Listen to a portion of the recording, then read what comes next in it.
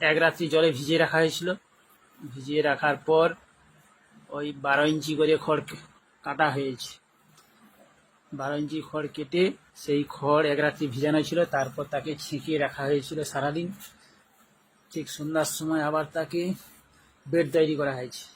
সেই বেডের ভিতরেই ছাতুর যে বীজ পাওয়া যায়, সেই বীজ দিয়ে বেসন দিয়ে পরপর করে সেই বেড তৈরি করা হয়েছে।